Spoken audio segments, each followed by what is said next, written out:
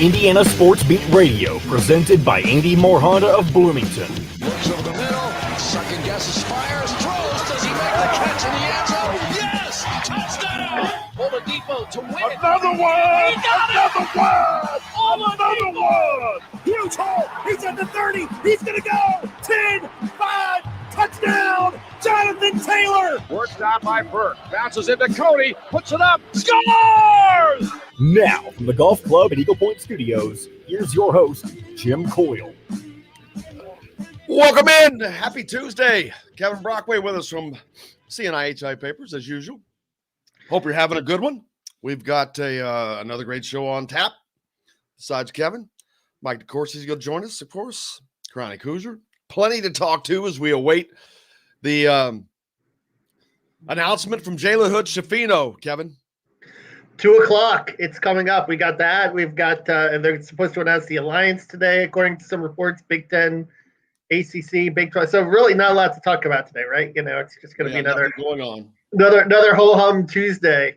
But yeah, you know, I had a chance to talk to Ray Miller from Montverde last night, who's Jalen Hood's assistant coach, and I couldn't say enough good things about him in terms of leadership ability. Thinks his best positions at the point. Really good defender, high basketball IQ, and kind of interesting that he took on a little bit more of a bench role last year, but really thrived in it. And this year is going to step into more of a leadership role. As you know, Montverde is a pretty packed team every year. A lot of high-profile players from throughout the country, and I've been there. I mean, it's a beautiful campus there. It's basically a boarding school outside of Orlando, above Clearmont, this small little town there.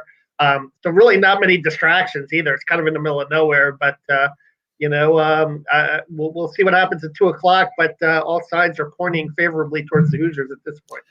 Yeah, that always makes me. Well, I'm not here to decide which way a kid goes, but when you hear, well, everything's going that way, it always makes you a little nervous because that's not usually how things are not usually that defined. But that is the word on the street.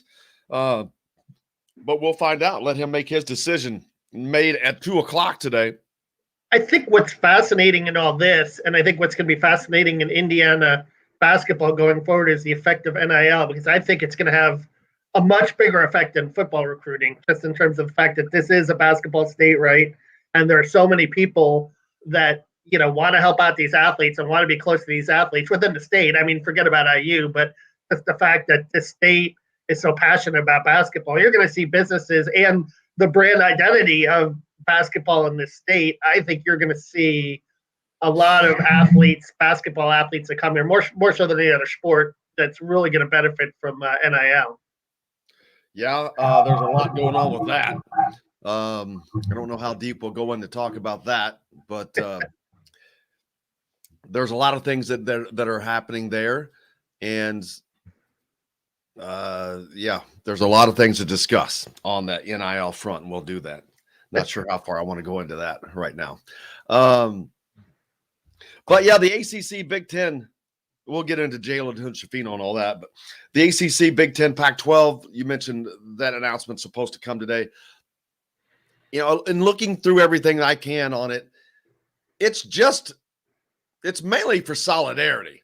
Scheduling wise, they're not going to be able to do anything. I mean, these games are scheduled pretty far out. If you're an Indiana football fan, you know that they're scheduled to play Notre Dame in like the year 2080 or something. It's actually 2030, I think, but that game has been announced. Yeah. So, the scheduling is not good, but it's just a way of keeping the SEC in check, basically saying, you're not going to write the rules here. So that's what Mike DeCourcy said last week. Exactly. A good point. And then I pointed out, in the column in your show, it's really, like you said, a solidarity, a voting block for issues such as the college football playoff, et cetera, to make sure that they have that 3/5 vote. I mean, it's really important going forward with regards to shaping future policy in the NCAA and within these Power 5 conferences in terms of what they want to do.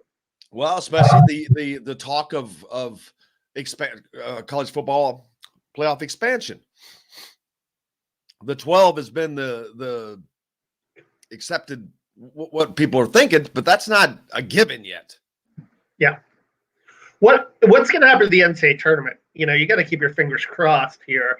But as these Power 5 conferences continue to drift and create autonomy from the NCAA, I just think, I hope they don't screw with it, because I just love that David versus not broke. If they screw with that, they'll be making a huge mistake. Exactly. If they break off and do like a Power 5 only basketball tournament, nobody wants that. I don't think anyone wants it either. Yeah, because that's what we love about it. We love Abilene Christian. We love Cleveland State going back to 1986. So funny, Indiana fans hate love that. About the NCAA tournament is what we hate about in college. I'm sorry, but I don't think that Central Florida has proven that they belonged in the college football playoffs yet. Back in they went undefeated against nobody. So it's just it's a different deal. But why do you think it's so different though? Because people have this perception that football, it's much harder to knock off. It's much harder for that upset to come in football because size, strength, and depth usually wins out. App State versus Michigan, though, and what was the bowl game? Boise State versus Oklahoma. It's never happened. And I was watching a thing on ESPN for a long time yesterday about the game of college football. That game came up. So thankful I was up watching that game live. And was it 2008, 2007? The greatest ending of a bowl game in the history of bowl games. Statue of Liberty, Oklahoma. I mean, it was the absolute greatest. Yeah. They were down to 4th and 18. Yeah. And they went on a trick play and then come right back and run a trick 2-point conversion with the Statue of Liberty. And it was awesome. Oh my God. Yeah. That's exactly what we're talking about.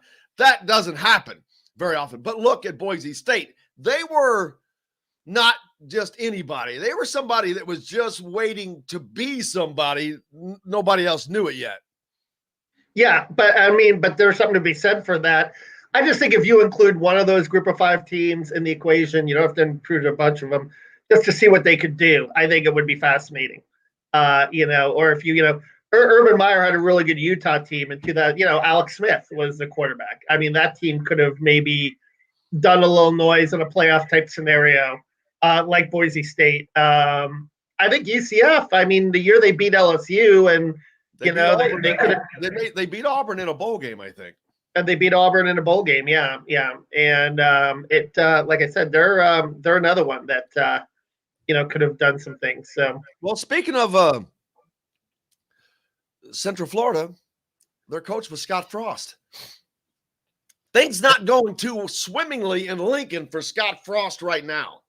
Oh yeah. A lot of some NCAA violations. I guess they had some practices during COVID or so forth that they shouldn't have been having off-campus workouts. It's not and plus the losses are piling up. This is going to be, if you're talking about a Big Ten coach on the hot seat right now, he is on the hot seat. And they open at Illinois. If they somehow lose that game at Illinois, college football. Yeah. If they lose that game against Illinois, I think it'll be even louder this season. They're already a 7-point underdog to go into that game to an Illinois team that won 2 games last year. Yeah, and it'll be Brett Bielema's debut for Illinois too. You think he doesn't want to win that game? Yeah. Former Wisconsin coach that is back in the Big Ten after that failed stint in the SEC with Arkansas. So we'll see what he does. Like I said, that'll be interesting. Arkansas made some overtures to Tom Allen a couple of years ago, and it would have been interesting to see.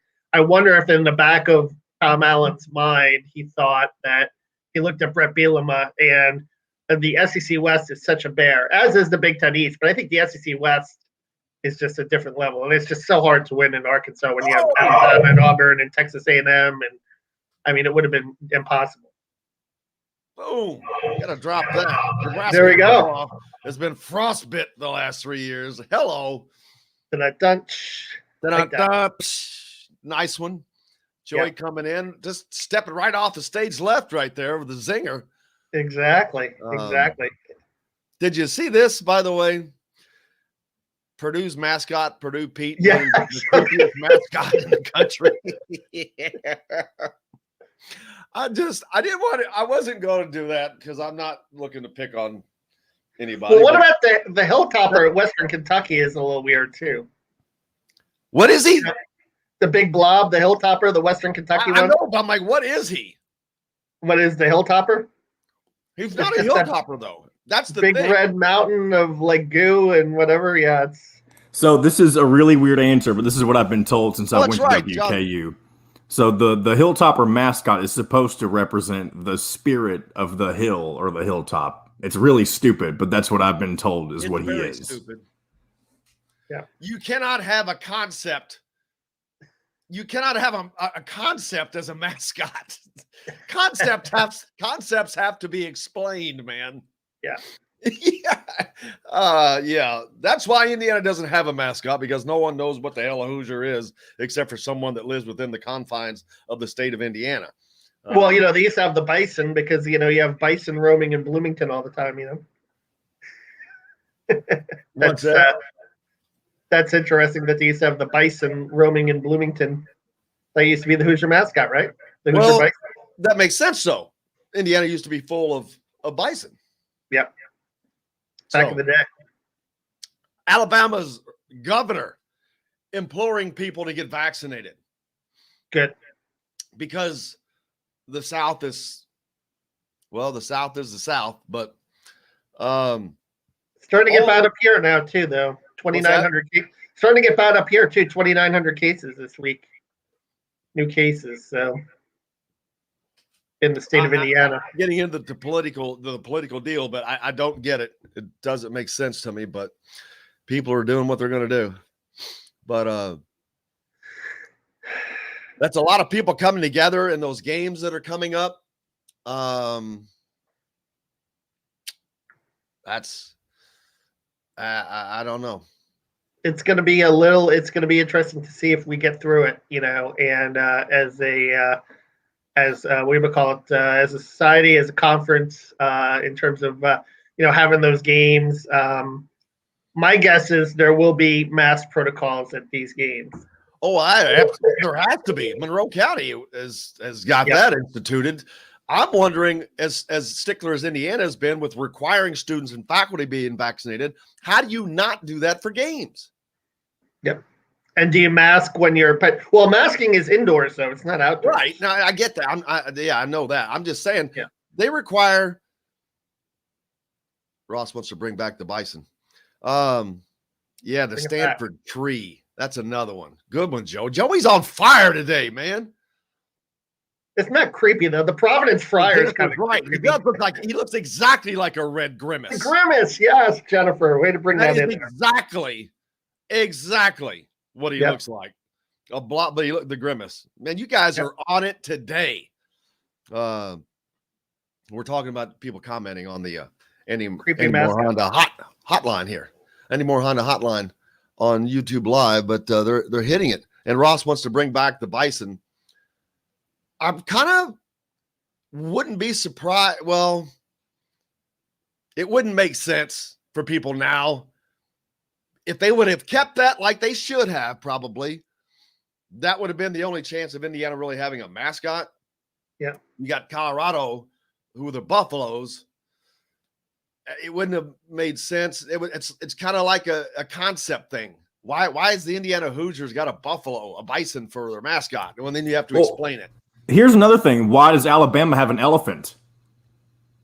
Because the sports writer called the offensive line the Red Elephants. Apparently, that's the story. My gosh! I went to the. That's going back and latching onto something and not letting go. They kept that, and that was around the turn of the century. And I learned that from going to the Bear Bryant Museum, which is like the only thing you can do in Tuscaloosa, Alabama, because that and go to Dreamland for ribs. We got to take a break so we can stay on schedule. We got lots more Indiana Sports Beat coming up for you today. Mike DeCourcy's with us, Chronic Hoosier. Plenty to talk about. Jalen Hood-Schifino's decision looming. And we'll talk about that as much more. Back with more Indiana Sports Beat Radio after this. We'll be right back to the Golf Club at Eagle Point Studios for more Indiana Sports Beat Radio with Jim Coyle, presented by Andy Moore Honda of Bloomington. Hey, Hoosier fans. Hey, Kevin, will you turn your speakers down a tad? Okay. Yep. Appreciate it. The Red Elephants. Who else has a mascot that's not what they're, the Stanford tree, like you just said. The Stanford does tree. Indiana State, do the Sycamores have anything?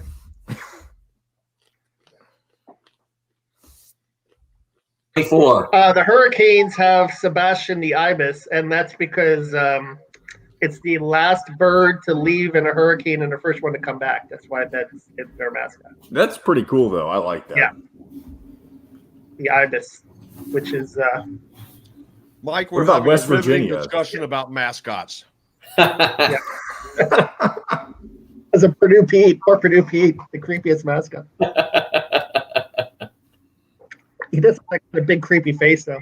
The Providence Friar is another one that's pretty kind of spooky looking. Oh yeah, that thing's disturbing looking.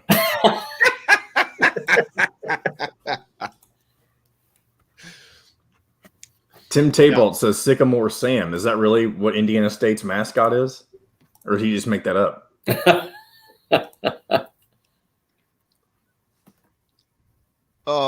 Let's see. Oh, I missed these.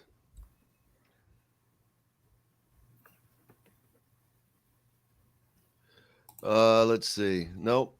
IU mascot should be a keg.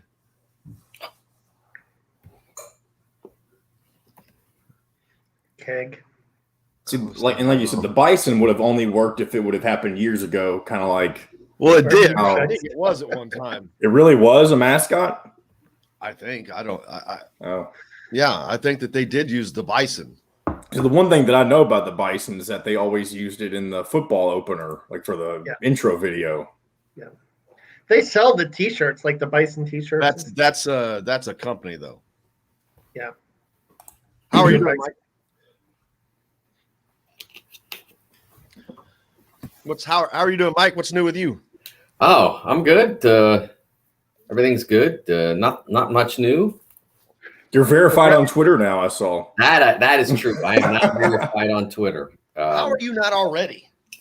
I don't know. Like my company, the person who used to do the social media said they were going to get it done years ago, and I don't know whatever happened to that. And after a while, I got to the point where I just said, "Well, I know who I am," and then I noticed my audience sort of plateaued and wouldn't grow no matter what. So I thought maybe I should pursue it.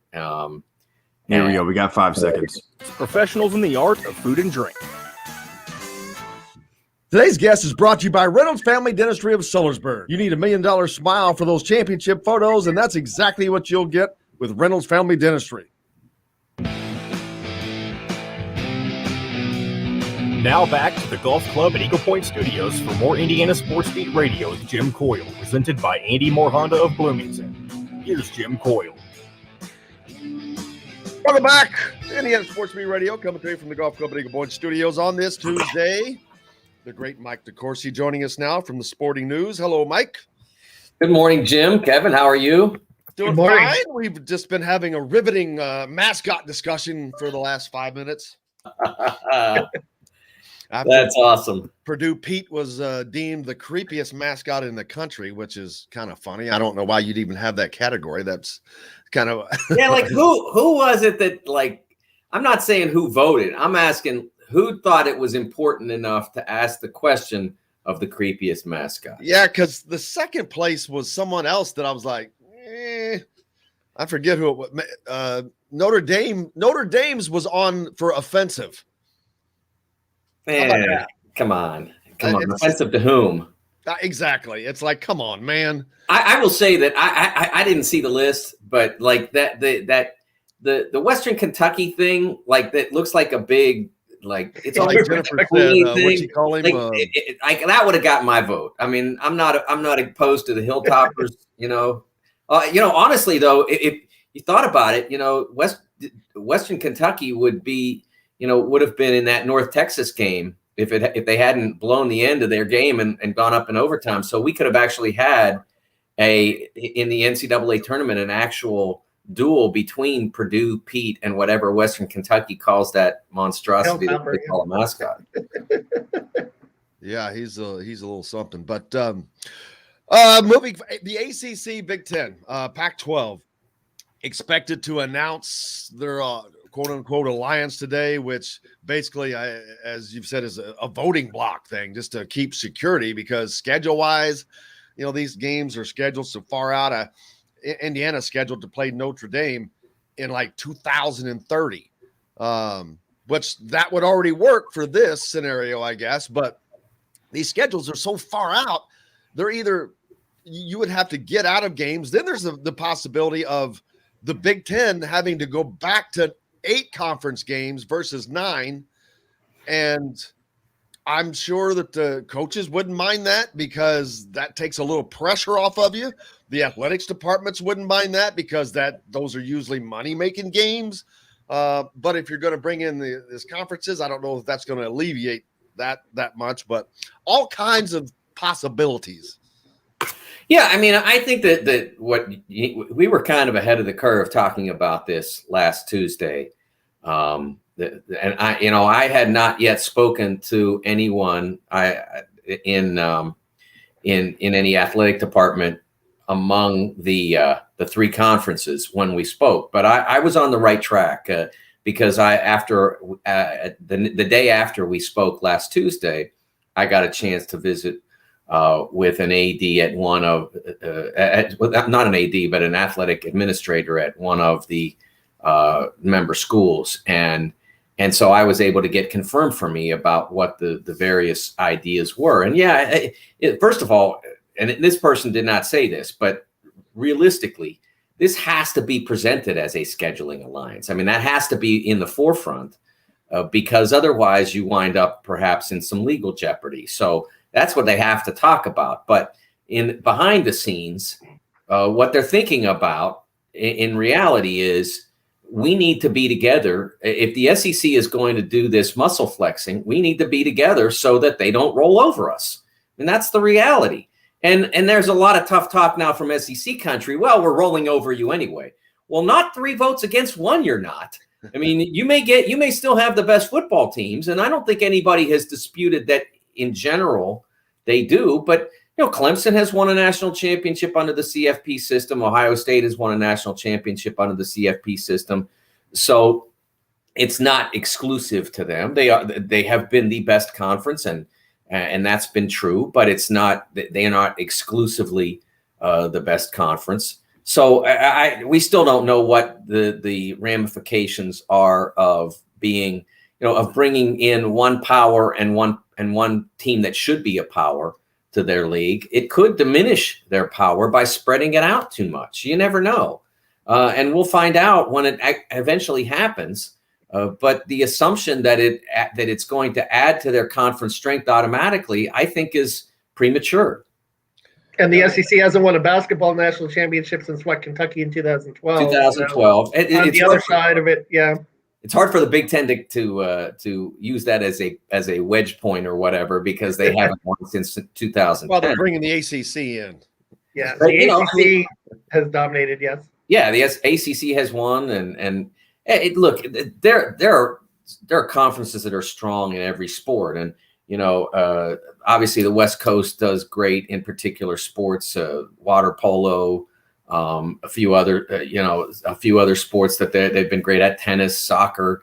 ACC's been great at soccer. The SEC. It's funny when the SEC says we're the best at everything.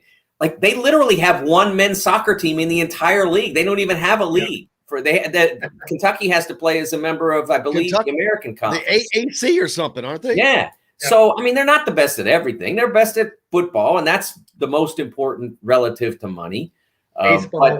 Baseball, they're pretty good. But not that many people are all that wired up about college baseball. They're part of the country. It's a pretty big deal. You go to a game at LSU, it's like being at a minor league game in terms of the amenities and what they have available, and the quality of baseball is really high. But no one's expanding, let's say, because there's a great baseball team out there that they need to have in their league. It's not, it's not something that, as they say, moves the needle. Exactly. And the South has always been consumed with football. And I was watching this thing on the game last night, just on ESPN, and just so much stuff is in the background. But one of the great things that stood out was how the HBCUs rose to prominence. And while the Southern schools were refusing to let any African Americans in, then they started to suffer as the HBCUs rose. Well, then all of a sudden, Alabama starts to slip, and they're like, okay, it's time. And that was it swayed things the other way. That's what brought the Southern SEC type schools back up, and then it pushed the HBCUs down. So yes, it was just a weird way of how the rise and fall of historically Black college and universities were on the SEC type schools. Yeah, I can't remember. It might have been Jim Murray, the great columnist at the LA Times. I can't remember if it was he who used the line back when Alabama was still exclusively a white football team, that Sam Cunningham integrated their end zone 3 times. And it was one of the best lines in sports writing history, and that that is known to have changed the way Alabama approached college football, that they realized that they were wrong, at least competitively, in what they were doing. And obviously they were wrong well before that from a societal standpoint. But that led to college football in the South becoming integrated. And it has led to, over time, to the SEC becoming the preeminent college football conference. It does mean more to them in a lot of ways, by and large. And I don't have a problem with that slogan, because to them, I think that, in a lot of those markets, there's not professional sports. They're not even professional sports adjacent in a lot of cases. And so it matters to them, and that's fine. I don't think what they did with Texas and Oklahoma was good for college athletics. I don't think it was good for the SEC. It will give them more good football teams, but it'll also give them more bad football teams. And that's the part that no one in the league seems willing to acknowledge. But just wait and see, what life post Texas and Oklahoma. Just wait and see what it's like for Mississippi State, Ole Miss, Arkansas. Let's watch and see how much harder it gets. Vanderbilt, poor Vanderbilt. Well, Vanderbilt, I didn't even need to mention them, did I, Ken? Kentucky, they are where they are, and they're staying there. Yeah. What happens to the Big 12 now? They get left out of this alliance, this 3-conference alliance.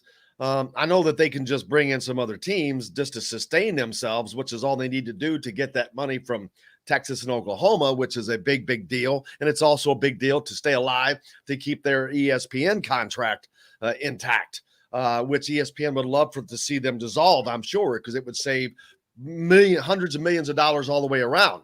But they have a battle that they have to fight now, kind of on their own. Yeah, the first step is deciding when do, I guess I should say, Oklahoma and Texas exit. They have granted their rights to their broadcasts to the Big 12. And of course, you grant that, and then it's redistributed to you.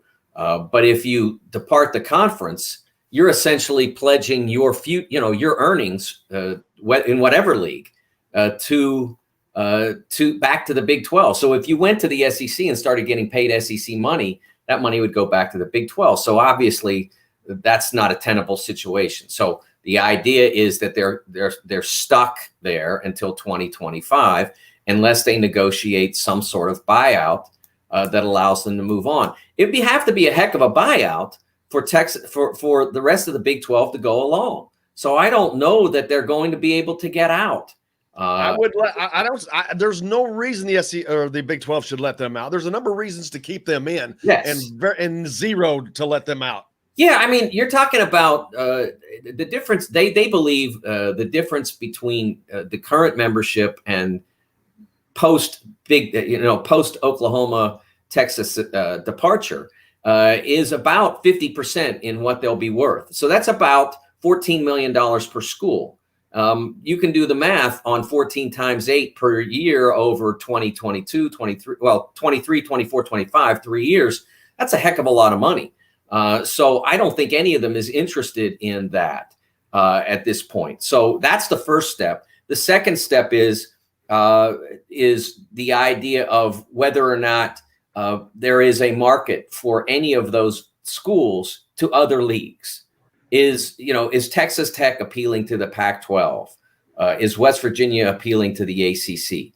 I can tell you without much hesitation in the latter, West Virginia relative to the ACC, that the answer is no. They don't have any problem with West Virginia as an athletic program, but there's no money in it. It doesn't pay for itself, so there's no need or reason to expand. I don't know about the Pac-12 whether or not they might have some interest in adding Texas Tech or Baylor or both or TCU. I tend to think not. I tend to think that it probably wouldn't up their value very much, and it would add obviously travel costs and that sort of thing. So I tend to think that right now that there isn't a lot of market out there for the other 8 schools, and that their best path forward is at some point, and there's no urgency because again, the Texas and Oklahoma thing, at some point in the future to reach out to Cincinnati, Memphis, Central Florida, South Florida, Houston, BYU, those schools to find out which ones would best fit them, who might have the most television value to the various potential bidders, and then move forward from there. I think there are a lot of people out there who think the Big 12 will dissolve, but there are too many schools that I don't think have any better option than the Big 12. I just don't see where anybody would want Iowa State or Kansas State and Baylor. I just don't see where there's a lot of market out there for them, or West Virginia. And so I think that their best path forward is to keep the league intact in a altered form that includes some of those schools that I mentioned, which were eager to be a part 5 years ago when the Big 12 thought about expanding the last time. Yeah, UCF is itching to get in a Power 5 conference somewhere, I think. Yeah, and that's a good point, Kevin. That's the one thing I forgot to bring up, and no one's talking about this, is what is the status of the A5, the Power 5, the Autonomy 5, whatever you want to call them? What Jim Delaney, the retired commissioner of the Big Ten, used to call the equity conferences. What's the future of that? Does the Big 12 fall off the table because they lost Texas and Oklahoma? Can the other 3 or 4 vote to keep them out or kick them out? I don't know the answer to that. I haven't had time to look into it. I haven't seen anybody else look into it, but I think that status in a rulemaking capacity, I think that's valuable to those schools. Like I said, Iowa State, Kansas State, Oklahoma State, all those schools. I think there's value to being part of the discussion in how to make the rules. Yeah, and the Big 12, they're kind of stuck in nowheresville. They don't have TV markets to offer. I wonder about Nebraska. What value does Nebraska bring to the Big Ten, and what reason is there for the Big Ten to keep them in? Look, nobody's going to kick it. When's the last time anybody got kicked out of a league? I know that's the one thing, but the AAU kicking Nebraska out. I don't know. I don't understand. I don't know the what happened there, why that happened. I don't know anything about it. I didn't even know it had happened until this expansion thing, and people had to start qualifying the discussion of everybody in the Big Ten is in the AAU. Has always been the sentence, and now it's comma except Nebraska. So I didn't even know it had happened. But no one's getting kicked out of anybody's leagues. It just doesn't, it's asking for a legal fight that isn't worth, again, like if the SEC hasn't kicked out Vandy by now, why not? Well, one, it helps their academic profile. That's the team that brings their academics up. Yeah, it does. And it gives them somebody to beat.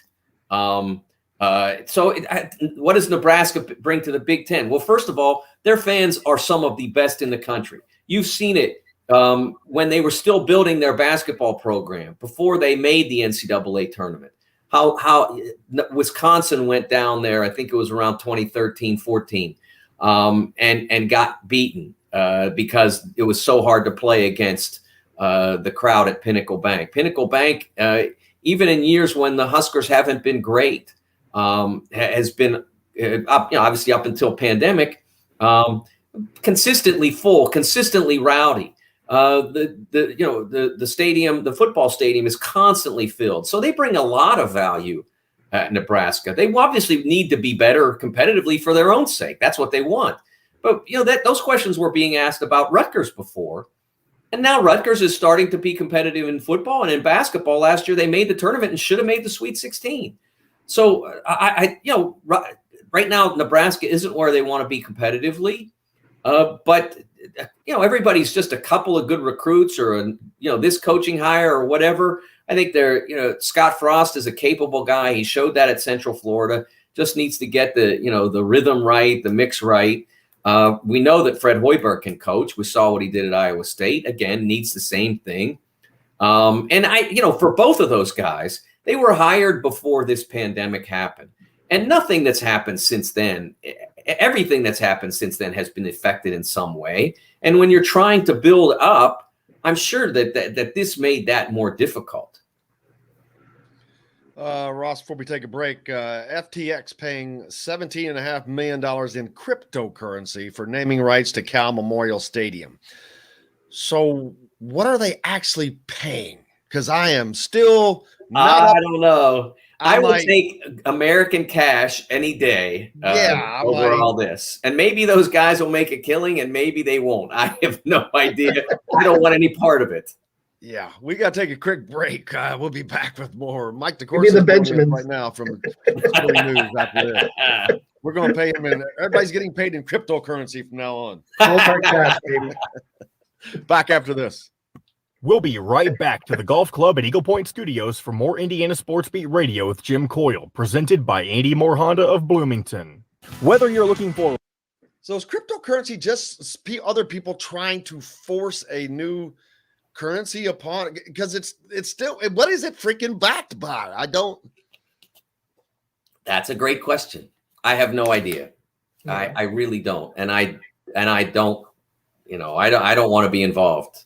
That's I'm good with dollars and pounds and euros and the rest of that. I'll take anything in paper or precious metal. Air. It's like somebody handing you a Ziploc baggie saying, "Hey man, here's $370 in here." And I'm like, yeah, how far are we from Fort Knox where all the gold is? It's in Kentucky, right? Isn't it? That's correct. I'm not far off at all. I'm about probably 30 minutes away. Fort Knox. Yeah, I'll help you break in if you want.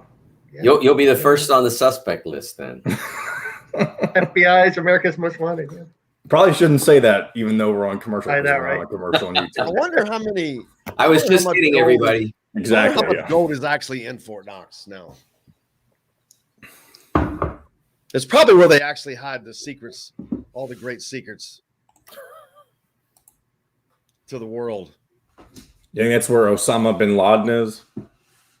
No, I feel he's at the. No, he's dead. I've been to the Fort Knox, the vault. It's just it's not that big of a building. Of course, everything is below ground, I'm sure, but it would be cool to see that. What's new with you, Mike? What do you got coming up? Actually, I'm going to be I'm trying to think of what's next. I'm working on a football story left over from Media Day about Ohio State. Some stuff for World Cup qualifying next week. So I've got a bunch of stuff on my plate this week.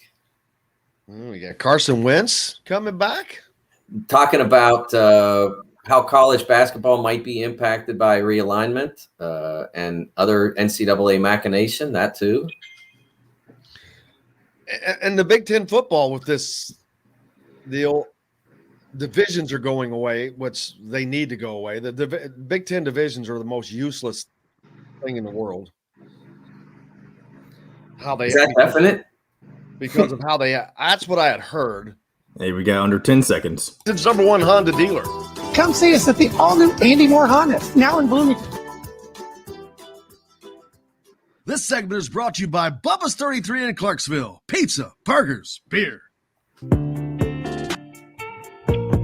Now back to the Golf Club at Eagle Point Studios for more Indiana Sports Beat Radio with Jim Coyle, presented by Andy Moore Honda of Bloomington. Here's Jim Coyle.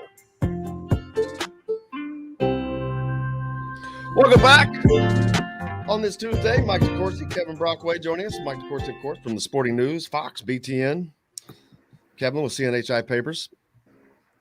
Ohio State, of course, looked at to be, again, the juggernaut in the Big Ten.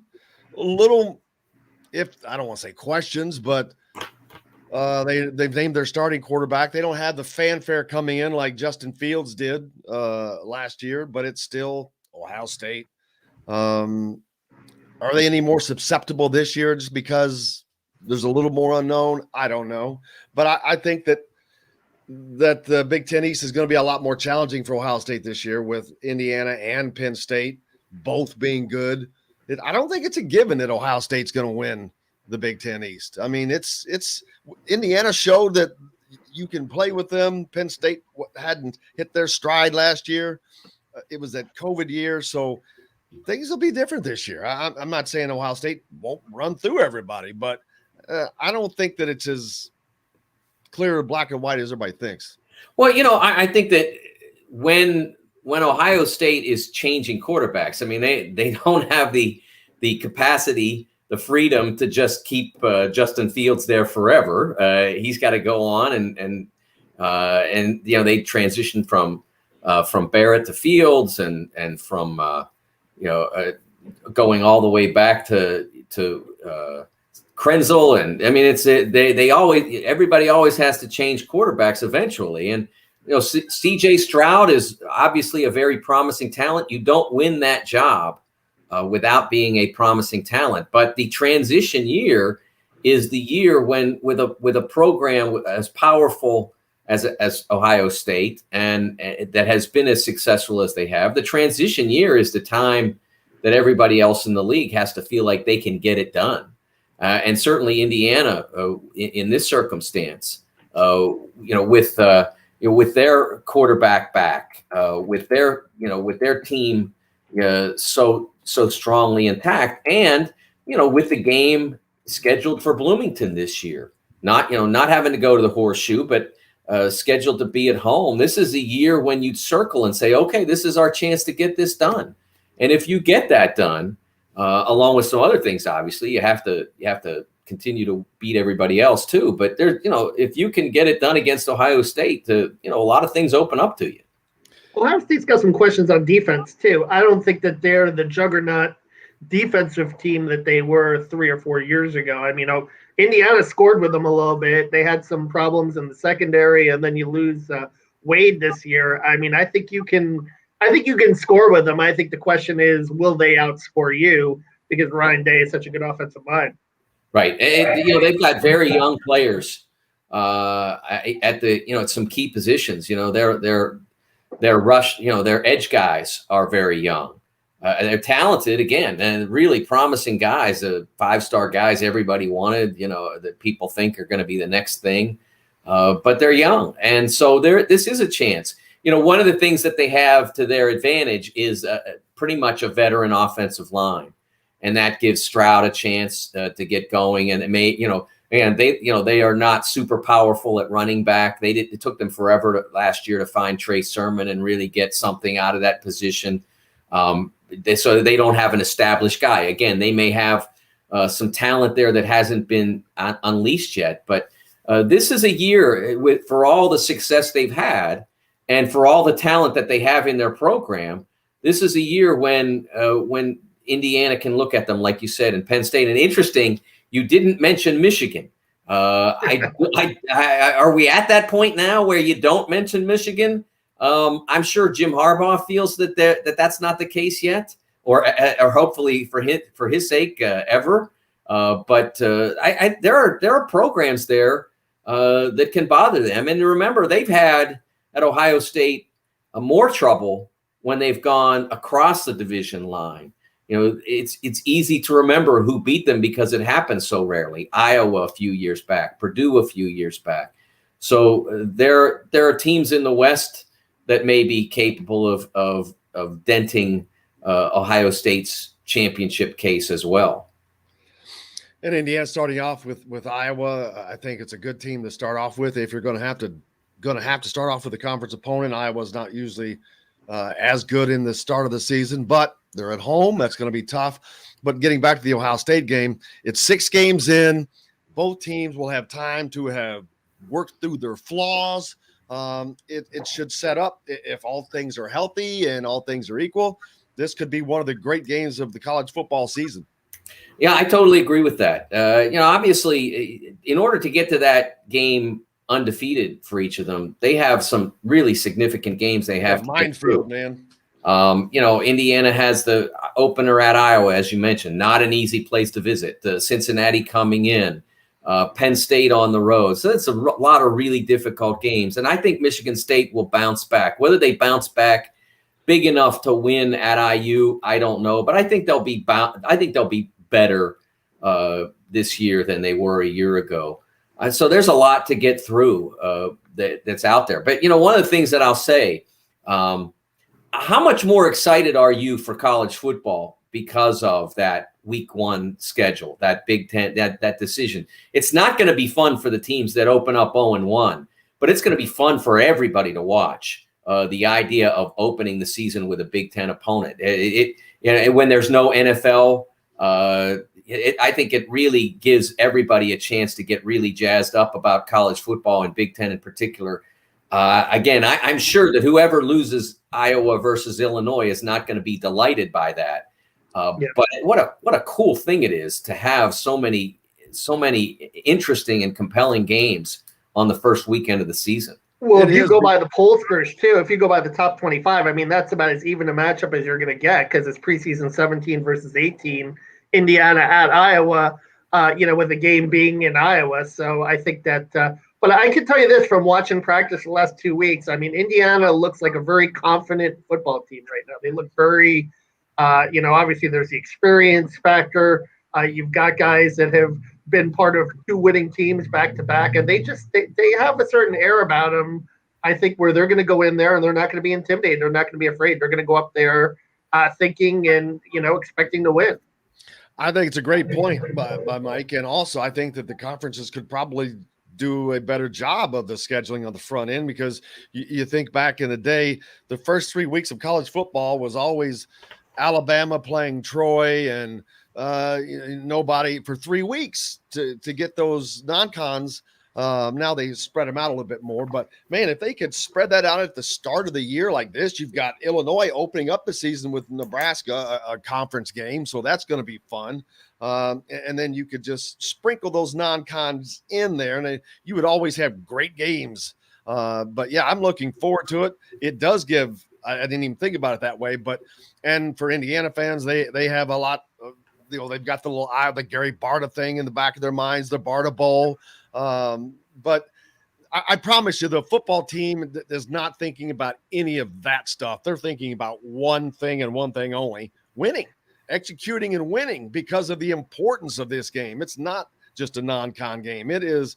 And for Indiana, it has even got, I think it has more importance, Mike, because Indiana, I think by the national pundits, are still looked at as being Indiana, and they still haven't done enough to get over that deal of not being considered Indiana just yet.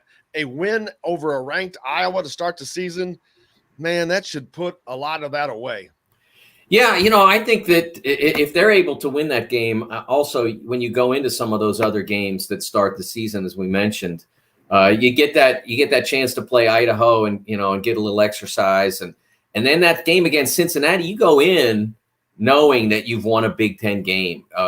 Not that it would make you overconfident, but knowing that as talented as Cincinnati and as capable as Cincinnati is, you can play with people like that because you just did it. Iowa may be better than Cincinnati. Cincinnati, what doesn't matter. You played with somebody of that level, and you've conquered it on the road. So it gives you extra confidence at home. So it is hard for college football teams to, remember, like the NFL. I mean, they've been playing exercise games for 2 weeks now, 3 weeks in the case of the Steelers and Cowboys, and they have another one this weekend. Whereas in college football, you don't get that. You don't get that opportunity. So that's one of the games like Idaho or Citadel or whoever filled that void for college teams. But the Big Ten has said we're gonna make a statement about our league. We're gonna put it out front. Everybody else can go play the Citadel. We're gonna play each other, and we're gonna grab your attention week one. I don't think they're getting enough credit for that. It's a bold move. It's a smart move because again, you don't have to share the stage in any way with the NFL. You're playing real meaty games. Other people are out there, still trying to get exercise and get exhibition. What are functional exhibition games out of the way? I think it's huge for the league.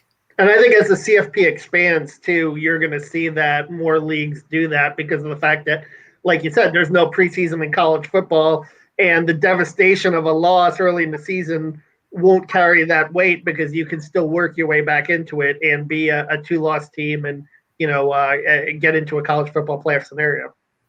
Yeah, and again, if you have automatic qualification, which any college football playoff expansion plan, whether it's the one that was put forth or some other that they come up with, has to have automatic qualification. If it doesn't, it's just another waste of time. It has to have in some form automatic qualification, whether it's, I guess it somewhat depends on what happens with the Big 12. But the one thing I liked a lot about the 12-team plan was the 6 automatic qualification spots. That's what sports are supposed to be. It's not supposed to be a dozen people in the room saying, we like you, you, and you. It's supposed to be, you do this and you're into the playoff. If you do this, you're like in European soccer, if you win the most games and earn the most points, you're the champion. In the NFL, if you win your division, you're in the playoff. That's the way it's supposed to be. Is it okay to have, a selection committee filling out the field of a tournament? Yeah, that's fine. It happens in the Masters. It happens in the U.S. Open. It happens in the NCAA tournament. So that's fine. But it shouldn't be exclusively that.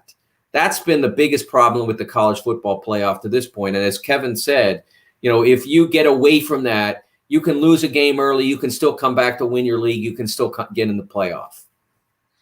Yeah. What else you got coming up, Mike? I know you're working on some OSU stuff. World Cup coming up. Yeah, the World Cup qualifying starts next Thursday. So I'm now, is that for men? Or women? Men's. The next Women's World Cup doesn't happen until 2023. Men's World Cup happens next autumn, I guess you'd call it autumn, winter in Qatar. And everybody in the CONCACAF, which is the U.S. region, the North American, Central American region, starts at 0-0, 8 teams, 0-0, whichever 3 teams have the most points by the end of 14 games, 7 home, 7 road, is going to go to Qatar. And U.S. faces a ton of pressure in that effort, having missed in 2018, knowing in 2026, because it's here that you're in.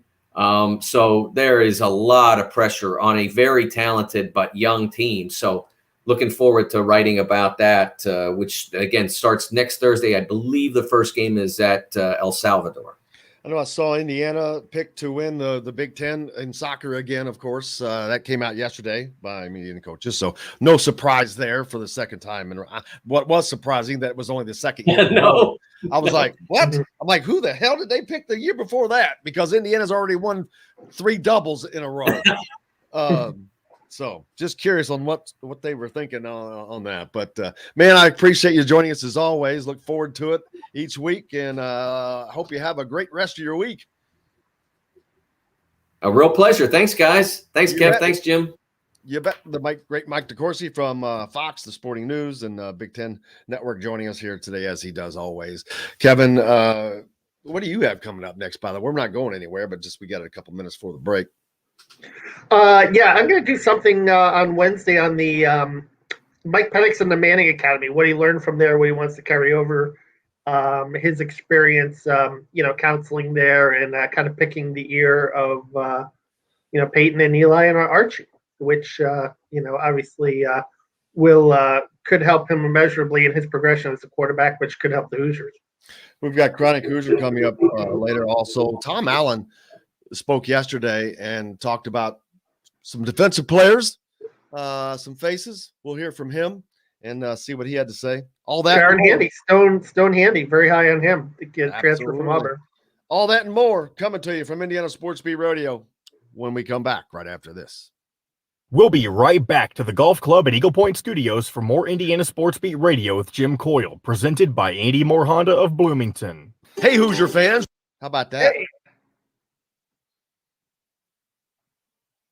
Hey, in one of these segments, we should come back. I have a sound clip of a few of those coach impressions from the other day.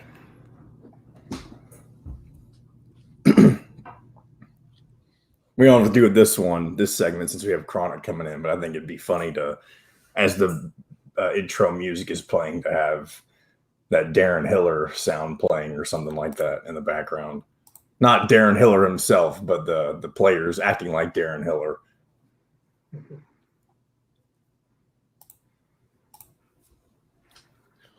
And that a Tom Allen clip. Which one is it? I need to pull that up for you. Talking about Jaron Handy. From yesterday? Mm-hmm. Okay. Are you using that this coming segment, or you just want that before? Not if Chronic. No. Is Chronic on next? He's supposed to be. Yeah, no. Not if he's on. We don't need that. All right.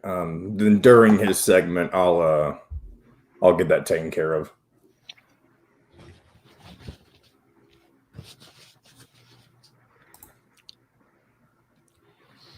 Now, if he doesn't show up, you're going to need to give me a few minutes still to get it. And then I'll just shoot you a text when I have it uploaded.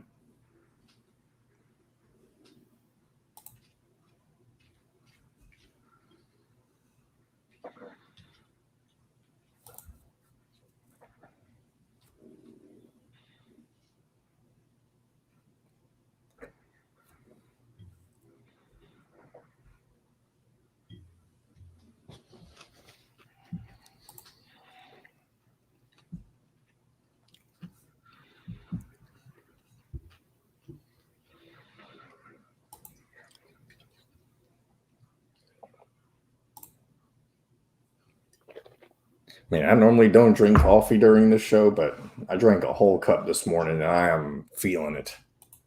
I can't sit still right now. I normally drink two, but I normally haven't been able to lately, but I'm back on it today, baby. I feel good.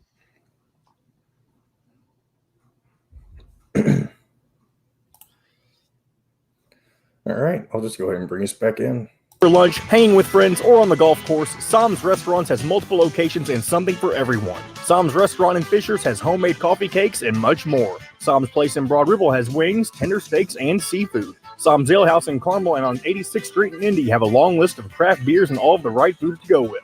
Plan a day on the links at Eagle Point in Bloomington, then stay for dinner at Sam's Clubhouse. Sam's Restaurants, professionals in the art of food and drink. This segment is brought to you by Andy Moore Honda of Bloomington. Now back to the Golf Club at Eagle Point Studios for more Indiana Sports Beat Radio with Jim Coyle, presented by Andy Moore Honda of Bloomington. Here's Jim Coyle. Welcome back. It is Tuesday. Tuesday does not have a... Wednesday's got hump day. Monday's the start of the week. You get to Thursday, man, you're on the backside. Tuesday's just kind of nowhere. That's why I guess they write the songs about Ruby Tuesday and Tuesdays are always... Tuesday's Gone with the Wind, another one, yeah. Gone. It's just gone. It's just, it's just... With the wind. Yeah. Yeah. Tuesday just kind of sits there. Nowhere. Yeah. Yeah, Tuesday is kind of its own animal, but it no doubt is an important day today with the news of Jalen. Tim bring out a good point. And Jennifer, Taco Tuesday. You guys are right on it. I can't get anything past you guys. It is Taco Tuesday. That's right. Man, what's your favorite taco? I forget. What do you like putting on your taco? Cheese. Well, yeah, I'm trying to think. Some beef or chicken, but it's got to be either not that crap beef. Yeah. Not the mystery meat. I'd rather have like steak. I'm a hard shell taco guy though. You like hard shell, not soft shell. I think those were I don't know. Were they the original? Yeah. You ever do fish tacos? Yeah, they're good. Fish tacos are good. Yeah. There you go, Tim. They're big on the West Coast. Maui. Yeah. Yeah. But I just everything. I'll put, tomato. Ketchup? What? No. I have never even been asked that question because it is so ridiculous. Who puts ketchup on a taco? Well, if you can't find hot sauce, maybe that's the next best thing. No, man. Corn tortilla or not a taco? Is that the hard? That's the hard. Yeah. Is you talking about the hard corn tortilla shells? I agree. If it's not in that, that's not a taco. A soft taco is not a taco. That's just a mini burrito. Yeah. So a taco in a soft shell taco is not a taco. It's a mini burrito.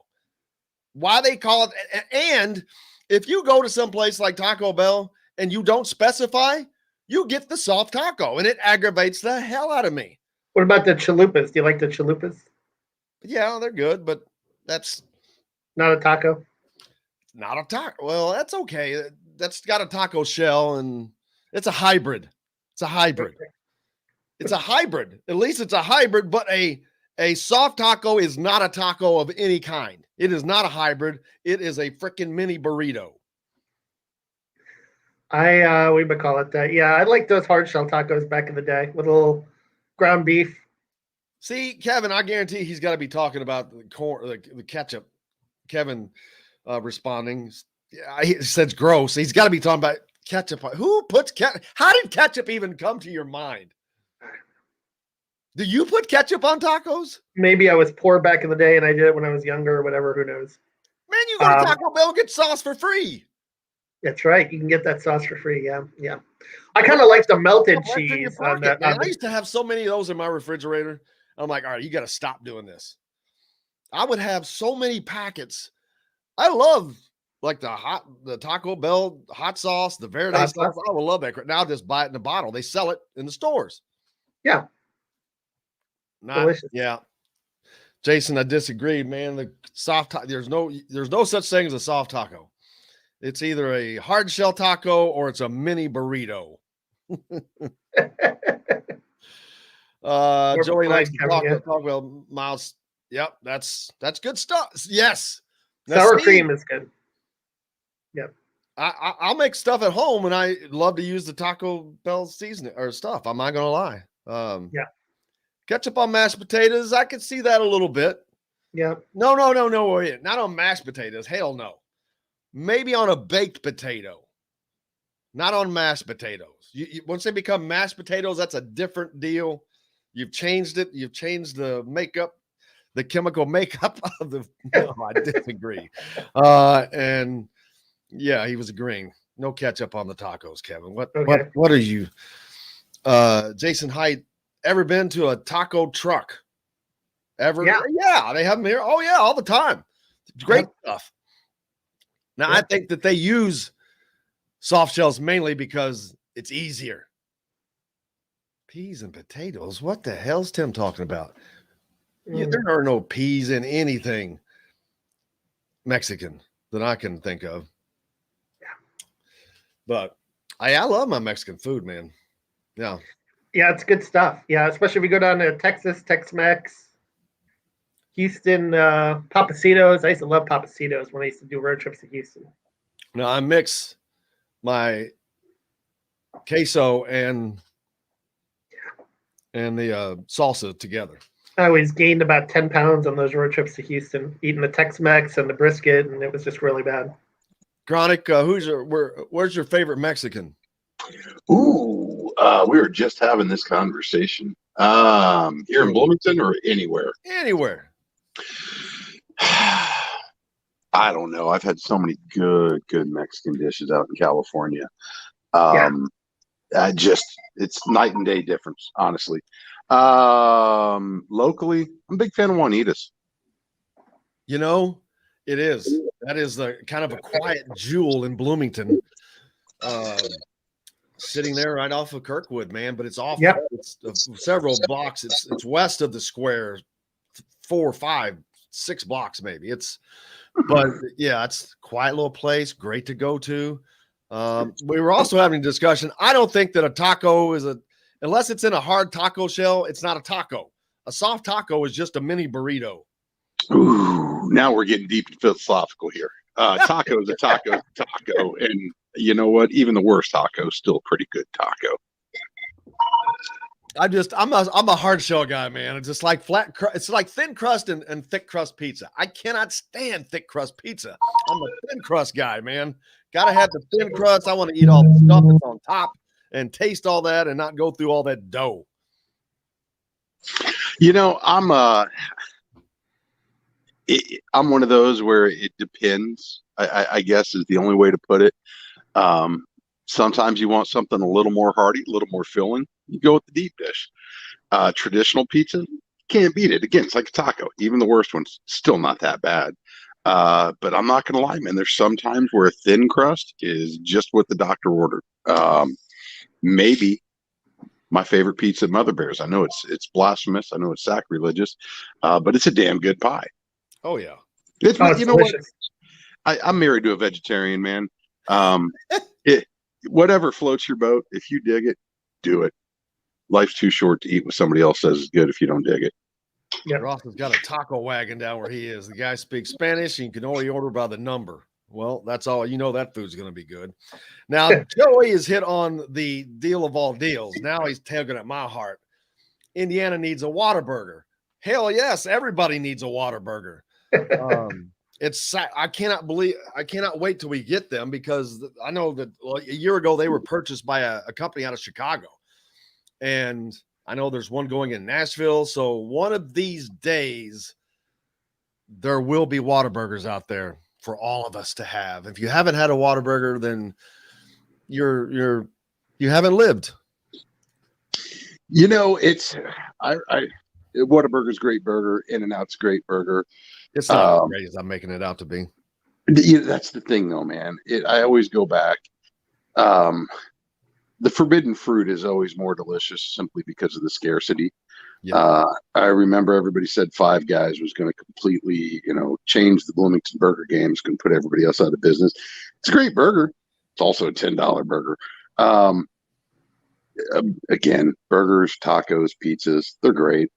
Put on them whatever you like. Eat them however you like them. Backyard Burger I used to like. They were in Tennessee, right? Backyard Burger? Yeah. Yep. They're all real big all down south. Cookout's a great burger as well. Crazy Horse has got as good a burger as you can find. Low key, one of the best burgers in town is at everybody's favorite wing joint. Buffalo's All-American Burger is phenomenal. Really? And see, I've never had a burger there because when I go there, I'm eating wings. You go there for wings. That's what everybody does. Yep. Trojan Horse used to have one of the best burgers in town. I think they switched after ownership changed. Definitely missing that. But that was a phenomenal burger at everybody's favorite gyro place. I'm a big fan. The Luger Burger at Farm. If you're going to do the $10 burger, do it right. It's delicious. It's local beef. That Chipotle ketchup is just amazing. But I'm telling you, next time you go to Buffalo's, skip the wings, do the burger. Or you can do both if you're really hungry. Well, take the wings home, I guess. Hey, Tim says Carmel's now got a Wahlburgers, which I didn't know that, but I know you're from. I have not eaten at Hinkle's. It looks like a great, perfect, greasy bowling alley burger that would be awesome when you want it. Haven't had it. What's that one like? Hinkle's is, I mean, it's the salt of the earth burger. It really is. Growing up over in Seymour, we had a place called Larison's. One of those joints you can smell the grilled onions from. Everybody's got one of these places, and that's why I call it a bowling alley burger. You know it when you smell it. Yeah. Oh yeah. No, it is. It's that classic tradition, greasy spoon. Everything comes with grilled onions and pickles, unless you're a communist and ask for otherwise. It's absolutely delicious. It is ground beef for the soul. Richie's a good friend of mine, guy that owns it. Recently bought it a couple years ago. Can't say enough good things about him. And honestly, for a place that was known for kind of being like the local Ed DeBevick's, where they just gave you 7 shades of grief as a paying customer, you still get a little hint of that, so it's not completely gone, but it's not nearly as hostile as it used to be. So that's a nice balance they've struck over there. I know that you weren't expecting to get into a food debate today, but we were just on that and talking about it. And man, boy, Whiz Castle. Oh no, that must be White Castle. Of course, that's a whole different kind of a deal. Arnie's Pizza, another thing I'm familiar with. You're probably familiar with. People around Bloomington aren't familiar with it because I don't think you'll ever have an Arnie's in Bloomington because the owners originated in Lafayette. And they're all over. There's 50 of them around the state, but 0 in Bloomington. So therefore, that tells me that probably won't be changing anytime soon. You know, the food connoisseur in me will tell you Arnie's is a phenomenal pie. The Hoosier in me will tell you that Pizza King is better. But they're both great pizzas. Galen Clavio took me to my first Arnie's. We carpooled up to an IU Purdue game.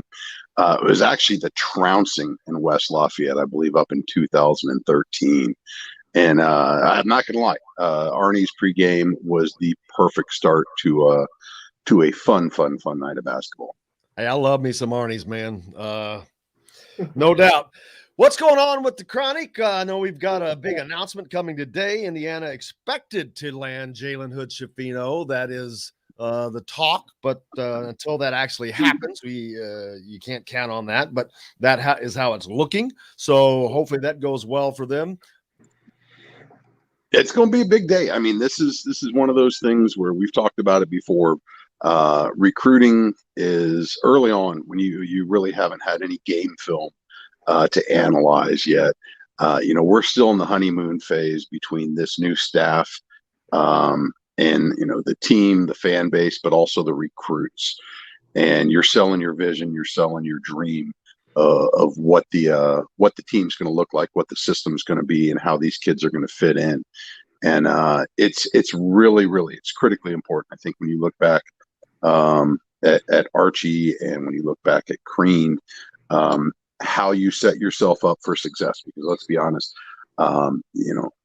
there's not a whole lot of patience for programs like Indiana basketball as far as the expectation of success and how long they're going to give you to start achieving it. And at the end of the day, it's going to come down to talent. It's going to come down to chemistry, finding the right pieces to compete at this level.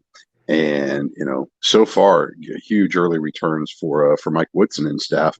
This will be a big piece, though, no differently. And I think Tamar Bates turned a lot of heads when they were able to land him. And then, in the brief glimpse we've got what he's been able to contribute. Jalen's exactly that type of player, type of kid that can come in, make an immediate impact, be a contributor from day one. But more than anything, it really helps his staff set the table for other recruits, because you're not just pitching the school, you're pitching a certain roster and certain combinations of players together. And talent attracts talent. Success breeds more success. So racking up some of these wins early on is only going to give this program more of a tailwind going down the recruiting trail forward. I kind of wonder, Chronic, if those brief video clips, even from the Bahamas, if Jalen saw that and how Tamar Bates was used and the style of play, and their success down there, maybe influenced them more. No, I don't know how much that gets out. I don't know. I'm sure the team has tape. I'm sure they've got super cuts of it. They've got the entire thing available to them and whomever they choose to share it with. The thing that stood out to me as more and more has come out, you look at the pace of play that he has them running right now.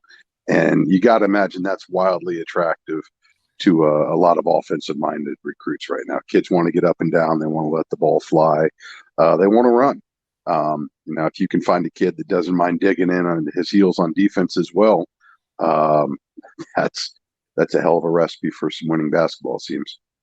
No question. And also the commitment it takes to play that way. And Mike Woodson even alluded to that in June about the fact that the first thing he had to do was get the whole team in the kind of condition to play the way he wants to play. Well, and understanding that depth of talent is what's going to facilitate that. If you've got 5 guys that are able to play at a high level, but they're going 100% nonstop, you got to have somebody to come in and give them a break. You've got to be able to keep the energy, the intensity up, and without having too much of a drop off in production. So, I think that's where the chemistry end of it comes in.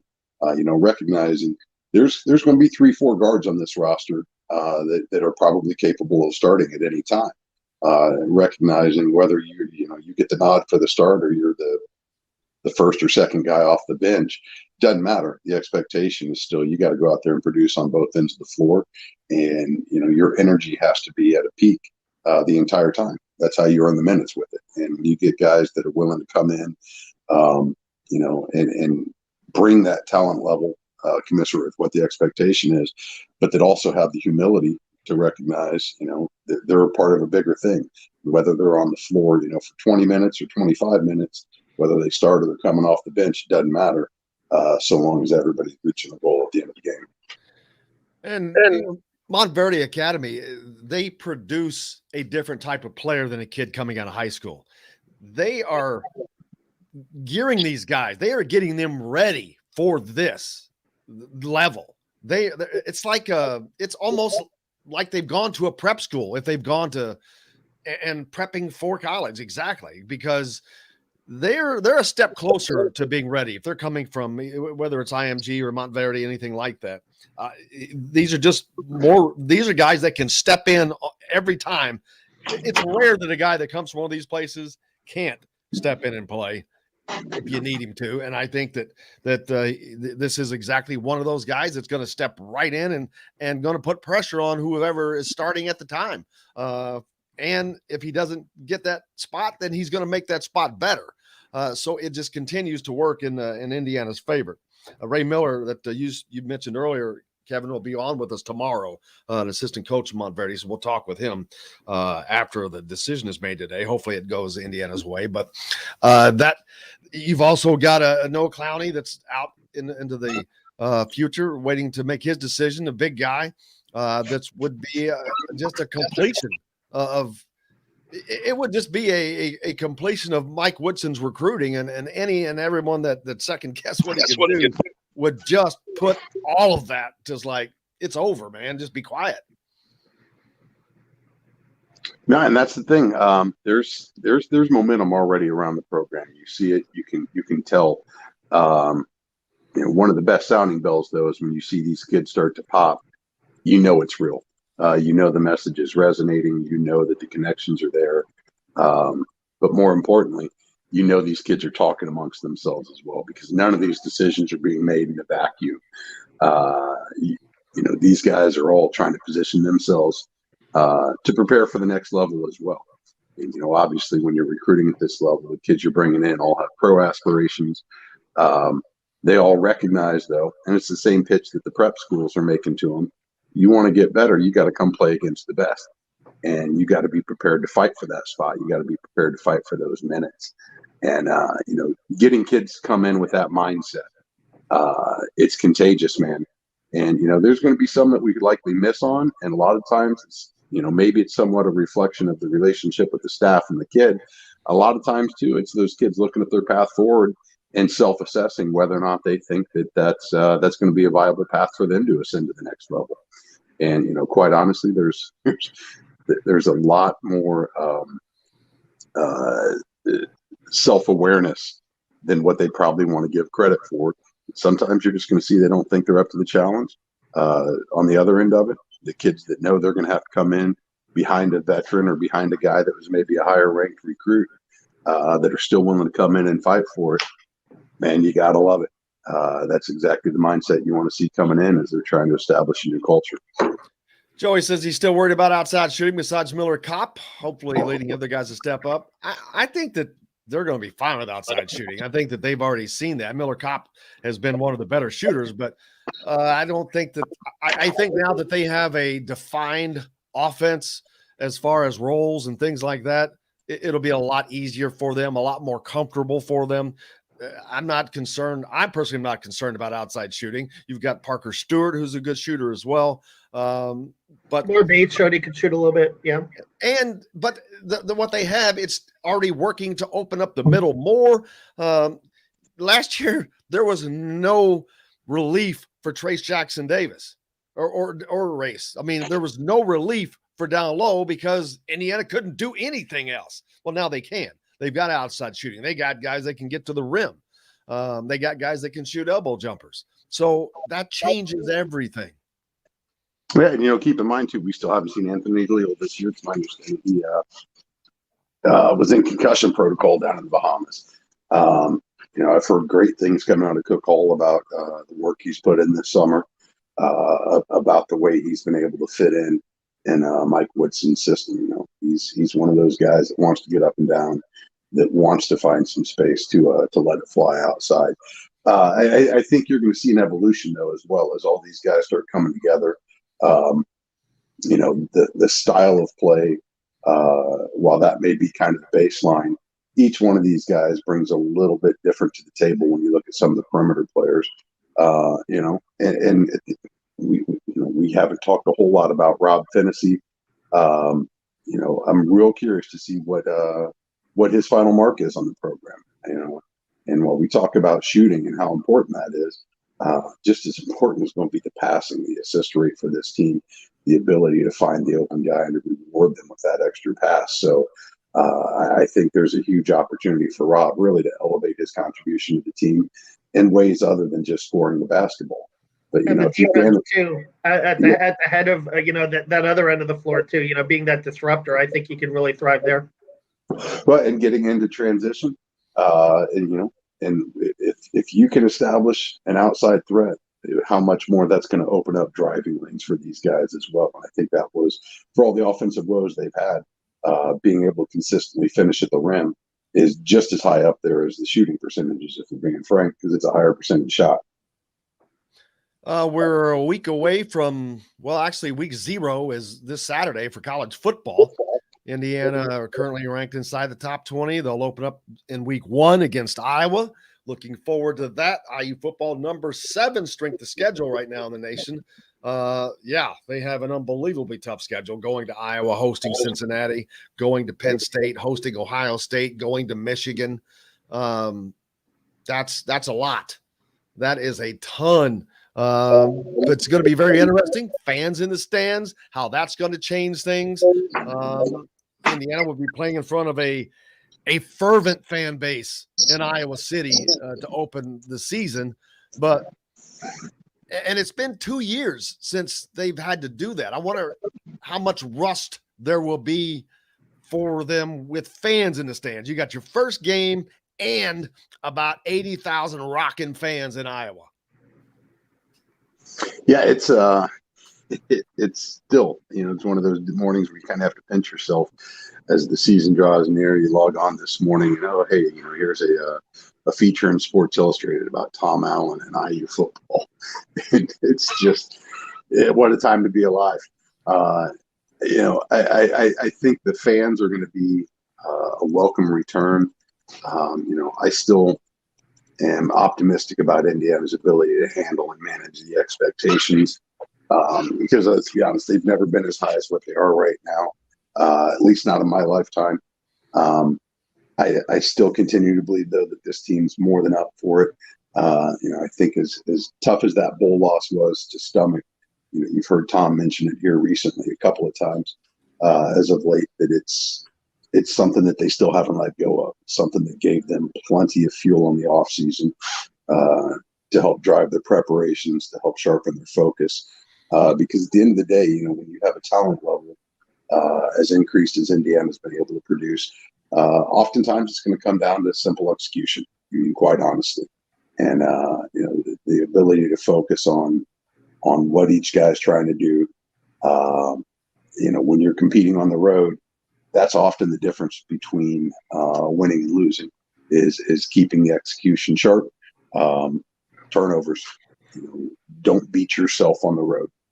That's going to be paramount, and you're going to see that as a constant refrain.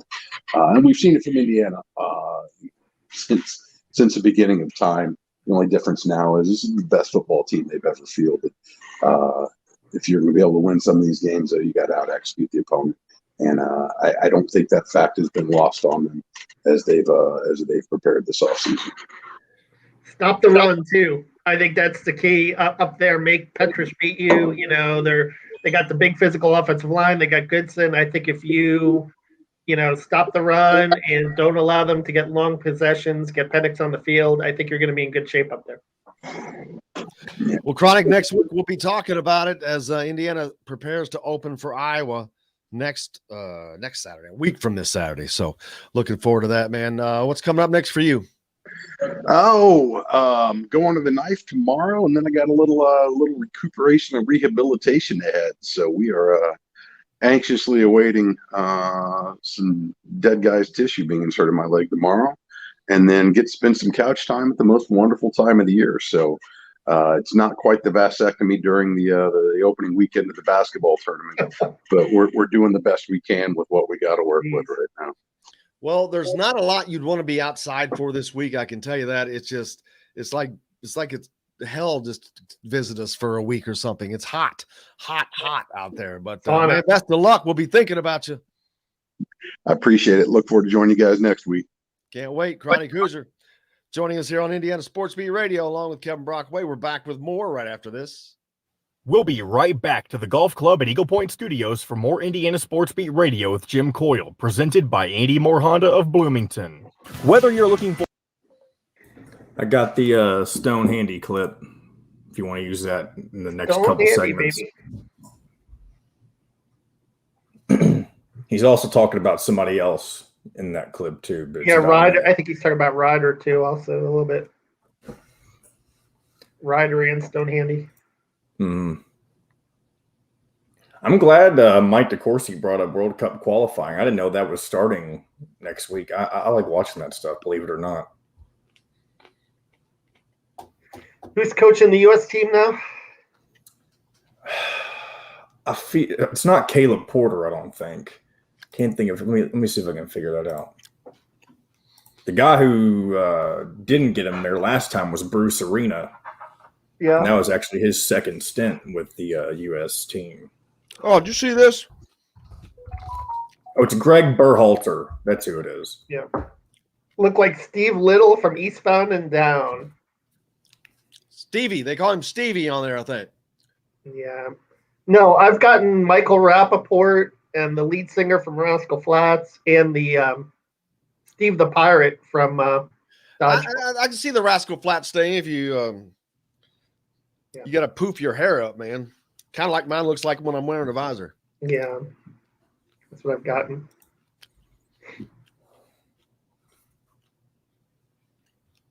And Michael Rappaport. Stevie's funny, though. Kenny, I'm your new manager, man. You ever seen Eastbound and Down? No.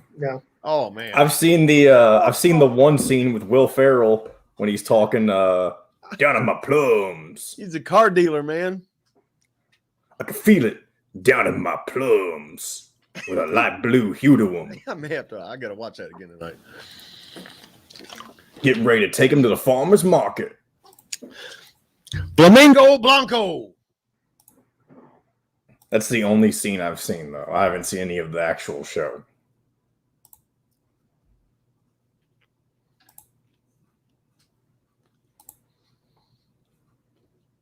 I'm coming back with that Darren Hiller impression, by the way. I'm going to have music playing over it, and then we can go into whatever you all want to talk about football-wise. I just really love that Darren Hiller impression. Did you hear it, Kevin, or is this going to be your first time hearing it? Probably be my first time hearing it. All right. Bring us in. One Honda Accord LX front-wheel drive lease for just $270 a month. Andy Moore Honda Bloomington, Bloomington's #1 Honda dealer. Come see us at the all-new Andy Moore Honda, now in Bloomington. This segment is brought to you by RE/MAX Advanced Realty, Indie Home Pros team by Cheryl Sizemore.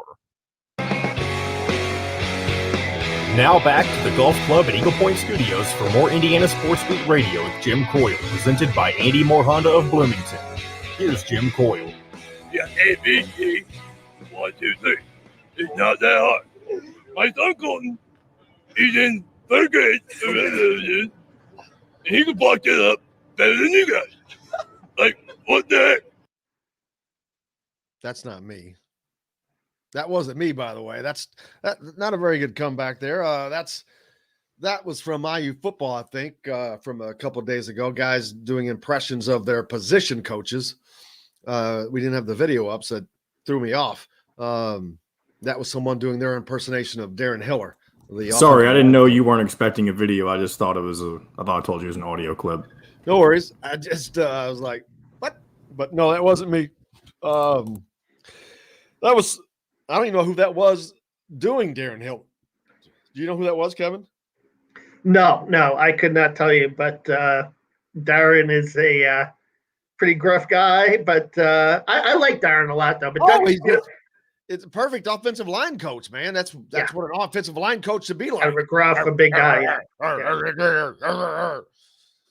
But you look at the guys that he's produced in the NFL, right? Wes Martin and Feeney, and I mean, so many guys, right, that have come through here that have been drafted. So he's obviously Simon Stepaniak. He's done a great job. Yeah.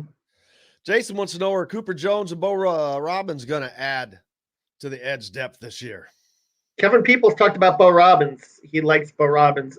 Cooper Jones, I don't know as a true freshman how much he's going to get on the field. Haven't heard his name much, but Bo Robbins is a guy that's starting to develop and starting to come around. But, we're going to hear a clip pretty soon about Tom Allen's really impressed with, Stone Handy, Jaron Handy, and Ryder Anderson, the two SEC imports from the transfer portal. Both are, playing, especially the last week with Handy is playing really well at the bull spot. And so important. It's kind of one of the last pieces for them to complete to be good everywhere. I mean, offensively, they're good at quarterback and deep. Running back, I think they're going to be better than people think. On the defensive side, linebackers are pretty good. You've got some All-American guys over there. Secondary, you've got All-Americans. So if they can, this defensive line with these guys, Kevin Peoples behind them, this could be a lockdown team. Well, generating from the four-man rush, too, because what did we see last year? We saw Kane Womack as a defensive coordinator do a lot of blitzes, and when you do that, you leave your corners on islands, and when you do that, every once in a while, you're susceptible to giving up a big play. You're susceptible to making big plays, but it's kind of a riverboat gambling defensive scheme when you're blitzing a lot. If you can get pressure from the four-man rush, it takes a little pressure off that secondary and that back seven. Oh, yeah, let's hear that clip, John. Yeah, I would say, when you go through and evaluate the ability for our guys to create pressure, I would say throughout fall camp, Stone Handy's a guy that has stuck out, especially as the camp is come to a close here, and he learned the system more, really flashed the last week of practice, having multiple sacks for multiple days, and then again on Saturday, same thing, so really has stuck out. Ryder Anderson, as you already mentioned, he was here in the spring, knew more about him. He was our MVP for defense in the spring, and so just big, strong, steady, smart, tough, dependable guy. That, yeah, we expect those two guys to really give us a lift there, and to be able to really generate pressure, and then obviously we're going to do what we do. We're going to bring pressure. That's who we are. That's how we play, and there's no disguising that, and you just got to figure out where it's coming from and who it's coming from, So, but yeah, those guys, we've added those two to our roster, and they've definitely popped during fall camp. There he is. That defensive line could be a big difference maker. Jason says that haven't had a great knee bull for a long time. Makes a huge difference when you've got someone that the offense has to pay attention to. Yeah, then DK Bonham showed some promise in the bowl last year. Remember, got that safety against Maryland. I mean, he's another guy, athletic guy that can play out there, and you can drop him into coverage a little bit. So I think they've got quite a bit of options there in terms of guys that can, get to the quarterback a little bit. And it's just going to be a matter of, Jerome Johnson is a loss in that pass rush. I mean, he had 5 sacks last year as an interior guy.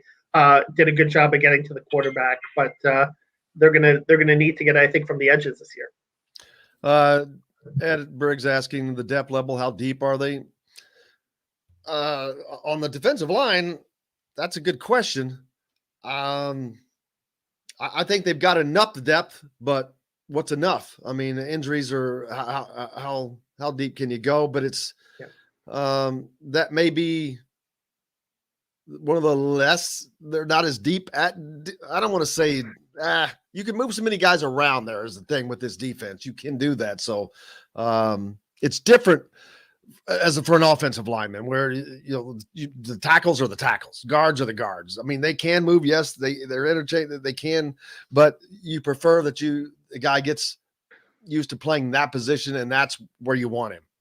Well, I think, this team has positional versatility on both sides. It's just a question of the communication question, right? You want kind of like a stable unit that kind of gels, especially on the offensive line. That's so important with pass protection and run blocking schemes and so forth. I think on the defensive line, what's interesting is, in the interior, Weston Kramer from another transfer, Northern Illinois, has really stepped up and played well. And Tom Allen praised just how hard he plays all the time. And,Cio was out last week with an injury. I don't know if he's a sure thing to necessarily come back for the season opener. So you might need Weston Kramer as a starter. And then you got CJ Person there. But I would say the depth on the defensive line, they're probably 2 deep. Are they 3 deep yet, though? I'm not quite sure about that. I think that's the issue with the depth on the defensive line. And the same thing about the offensive line. You're probably 2 deep, but are you 3 deep yet? And maybe not. Yeah. And that's I agree with that exactly. That is the areas on this team where they've increased their depth. They've increased the talent and the depth, just not where they have to get to maintain a spot in the top 3 of the Big Ten East. To stay in the Big Ten East, you've got to be 3 deep on both sides of the line. Yeah. And from a size and physicality standpoint, I don't know if it's 100% there yet either in terms of, again, some of the bigger, Big Ten teams. We saw what Ohio State did in the first half of that game. I mean, they just ran it down their throat. And that's the thing, like you can't, I can't emphasize enough. It's, a lot of this is that's where it starts, line of scrimmage. And Indiana proved that against Penn State that they could stop the run in the season opener last year. But don't forget, Penn State, one of their top running backs, went out early in that game too. So, you got to do it against the running backs. You got to do it against the front lines. You got to, it's still a line of scrimmage league, and you got to come with the physicality on both sides of the ball. James Hyde talks about James Head can be a stud too. Just wondering what depth we have because of plays, but there you go. Jonathan King is another guy too that we overlooked. He's not a bad guy also on the edge. Yeah. Who's that? Theo and Big Jonathan King. Yeah, but Theo and D-Mac are in the middle. Is there any moving them outside? No. I think that they're stuck there. But Theo was out of practice last week, so that's why they've been playing Kramer more inside as well. I'm not sure what shirt you guys talking about. Jennifer says another awesome Adidas shirt that most likely isn't available to be purchased by the public. Ross agrees with I'm not sure what shirt you guys are talking about. You have to let me know on that. So something must be out. Maybe a football shirt or something. Yeah. I don't know. Very possible. The one thing I've been noticing about you is you had a Guns N' Roses shirt on last week. Now you got a U2 shirt on. You're just wearing all these different band shirts from the 80s and 90s. Of course, GNR, aren't they? They're going to be in Lucas Oil in a couple of weeks. Got tickets. Yeah, boy. You did? Oh, yeah, man. I can't miss GNR. Are you kidding me? I haven't been to a concert in a couple of years. All it took was just a little patience. Boom, man. My man's on it today. Holy sugar, make it slow. I'm glad it's going to be in August or September, whenever, and it's not waiting. I don't have to wait for some November rain that way. That's right. But heck yeah, man. No, I just moved and I don't know where anything is. The easiest thing to find are my t-shirts right now. That's one thing. Moving. It just absolutely sucks. Van Halen next week, really? What? It's a little rough since Eddie Van Halen is gone. Are they still? They're not touring, are they? Are they at Ruoff, maybe? I didn't know that they were still touring. Eddie Van Halen. I know that there's a Petty tribute band playing at Symphony on the Prairie, Southern something or other, Southern Sounds or something. Pete saw Green Day, Fall Out Boy, and Weezer at Target. Oh, how about that? At Target Field. Up there in the Minnesota Twins. Minnesota. Yeah. Perfect. Love that. Yeah. So looking forward to it. Did Weezer play Ash Pipe? I wonder. Speaking of Van Halen, that's right. Diamond Dave. He is, again, born in Bloomington. The rock and roll history of Indiana is crazy. David Lee Roth, born in Bloomington. Axl Rose and Izzy Stradlin of Guns N' Roses, born in from Lafayette. You got John Mellencamp. Yeah. I mean, it's kind of nuts. Those are the Jacksons, Michael Jackson, the Jackson 5, all that. Gary, Indiana, yeah. I'd take the record sales per capita for Indiana against some other places. I'd be kind of curious to see that. Yeah. That'd be a gigantic number. You add any big country bands from Indiana or no? Steve Warner was not big, but I remember him. He was from Indiana. Yeah, I don't remember. Oh, there you go. Babyface. From Indy. There's some comedians from Indy. Probably some others that I'm missing. John Hyatt. But yeah, just kind of cool, huh?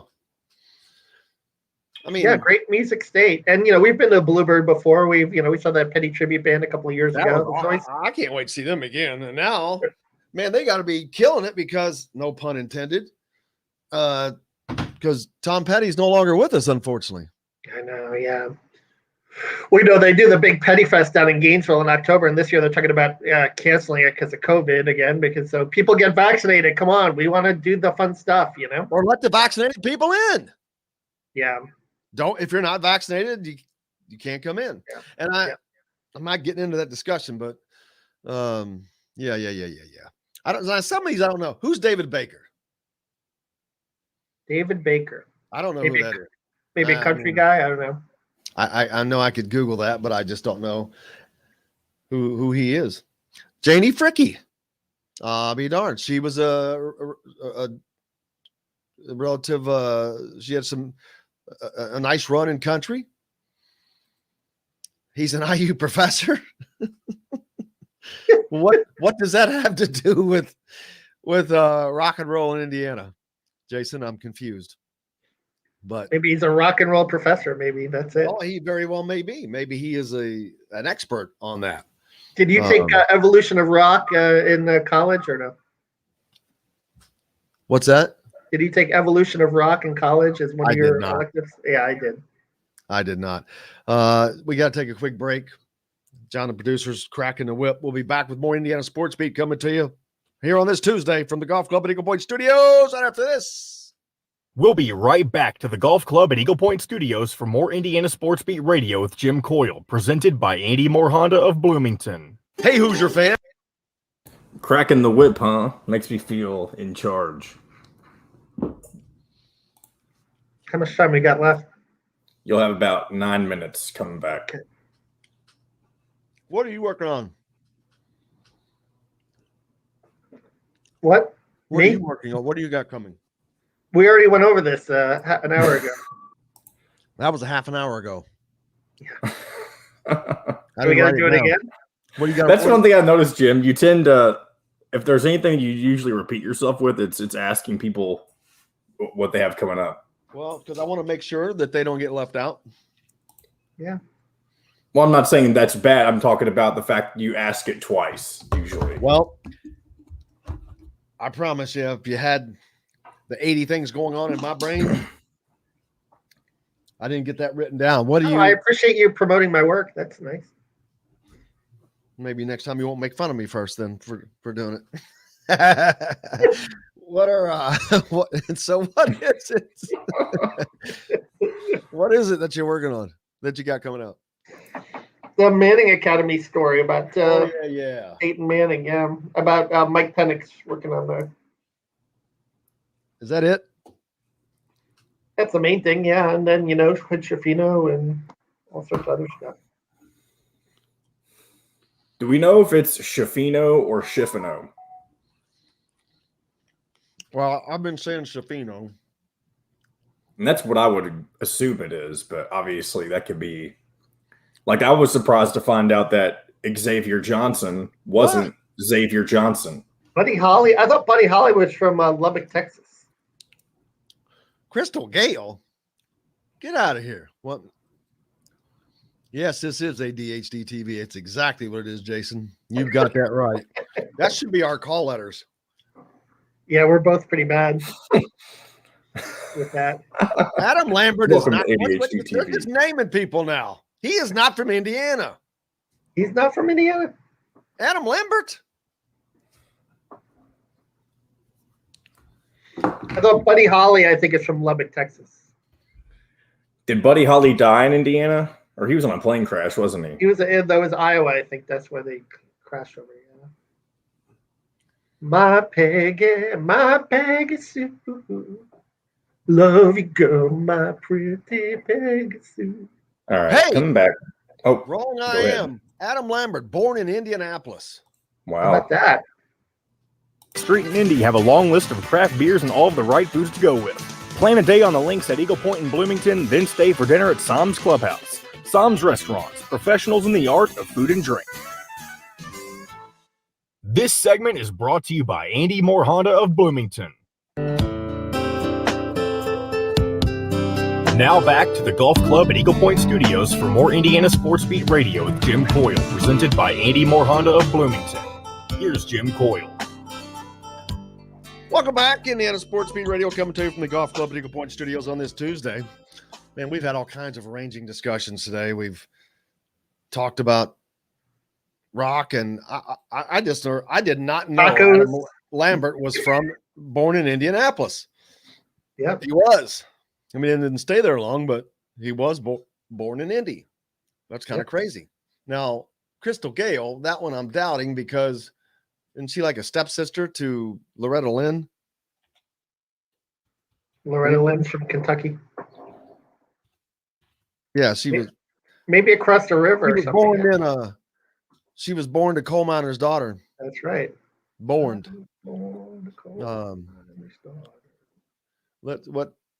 I want to see where she was. Paintsville, Kentucky. She was born in Paintsville down there. So yeah. Don't know how that one got thrown in there. Yeah. But that's kind of her sister Loretta. She's also first cousins with Patty Loveless. That's crazy. Yeah. Wow. That's a talented family, man. Those girls could sing. I know. Jason Hyde hit it right. This is ADHD TV, man. I know. At its best. Yeah. Tim says he's got the Crashers and Jukebox Heroes there in Southern Indiana. Yeah, they get to play a lot. The truth is with us. Robert Carter. Go IU. McMars Motley Crue. Really? All right. Mick may be the scariest. Jennifer says Rick may be the scariest looking man in rock and roll, but is he creepier than Purdue Pete? I think that's the big question. Creepier than Purdue Pete. We need to get a picture up, John, of McMars and Purdue Pete. If you can manage that in 7 minutes, we'll see if we can. Starlight, the song gets hit once. There you go. Man, we've had a round of food conversations today. Pizza. Yep. I'm just not, Mother Bear's is great pizza. I'm just not a thick crust guy under any, I just don't.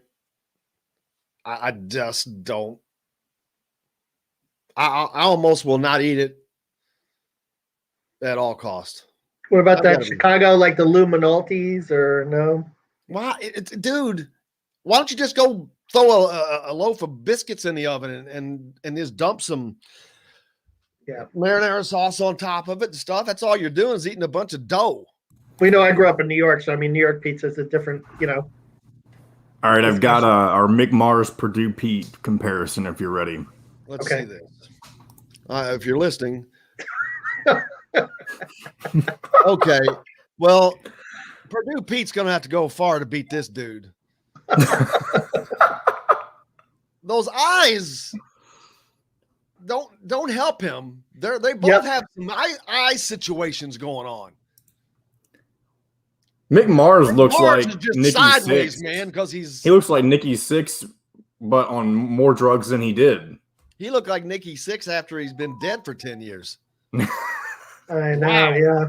Man. Like a wax statue or something, yeah, He makes from the Rolling Stones, Keith Richards look like a health poster. Yeah. I don't know, man. Hey, you can't, these dudes are in their 70s, first of all. And well, that'll be us in about 20 years, Jim. It's not that long. Didn't live that life that they lived. That's true too. Yeah, we hard. Crazy. But he does. It looks like the Six look like he didn't get revived. Exactly, Jason. So the big announcement at 2 p.m. You think it's going to be Indiana, Jalen Hood-Schifino? You got to think it's probably going to be Indiana. Everything I've been told is yes, it's leading that direction. But I'm afraid to go out on a limb and say 100% because nothing's 100% until it's done. We just yesterday when we were on, we were showing, because we were laughing about that clip from a couple of years ago. You remember, and I know you remember this. This kid was picking, I think it was for football. It was Florida, Alabama, and somebody else. His grandmother, his mom, maybe his dad or somebody, and then him are sitting there, and he goes to pick up that. His mom and grandmother are wearing an Alabama sweatshirt on this deal. Well, he picks up the Florida hat and puts the Florida hat on, and the grandma goes, "What?" And the mom just said, reaches down, picks up her pocketbook, and goes out. She just left. But I like now that I'm taking my time to for the next 3 to 4 years.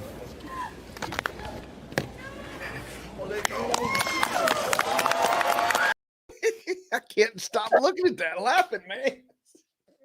These shows are they're something else, man. Who does that, dude? I'm out.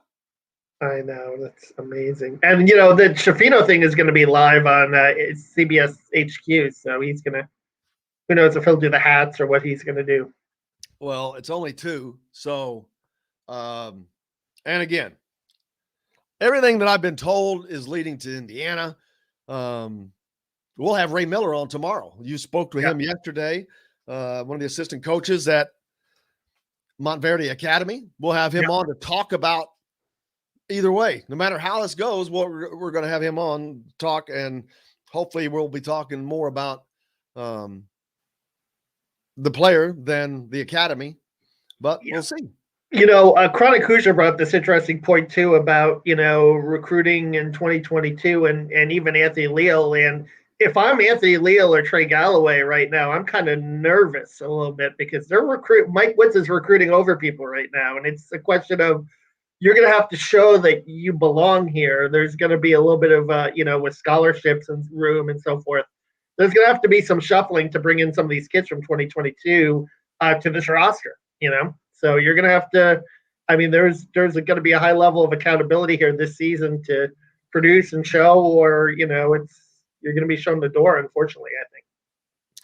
Yeah, we'll find out. It's no point in prognosticating when it's going to happen. So we'll just wait and what he does. So looking forward to getting that part over and then move forward. But if that does happen, that's a good get for Mike Woodson. And you talked about this earlier. I do think that the Bahamas has played a role in this. Even though he couldn't see it, we all know what happened there. Yeah. We've all been able to piece it together pretty easily, and it's a good thing. And to do that quickly, I think for any of those kids, like I saw Noah Clowney talking about, I know we got to get out of here quickly, but he mentioned Mike Woodson, coaching in the league. He said, but college is different. That's in the back of his head. He's thinking about that. Now, that doesn't mean that that's going to be a game changer for him, but we'll see. Man, we appreciate everybody. Ed Briggs, thank you, sir. I hit the wrong one. There we go. Thank you, brother. Always good when Jim buys at Yogi's. Yeah. Why am I buying? You're going to you. But yeah, if I see you there, I absolutely will. Appreciate all you guys. Cannot thank you enough. Without you, we've got no reason to be here, man. Big thanks to Mike DeCourcy, of course, Chronic Hoosier, and Kevin Brockway. Without him, we would be hurting here. And John, the producer. Looking forward back here tomorrow. Like I said, Ray Miller from Montverde Academy. In addition, Cal Nenrip. And what else we got, John? You got Ray Miller. Did you say him? Yeah, I said him. Oh, shoot. Who knows what else? Schedule, I know it's a little different tomorrow. We'll keep making it good for you, but we appreciate you guys. Go out and have yourselves a great day. Do something nice for somebody. And until tomorrow, I'm Jim Coyle. I will see you on the radio.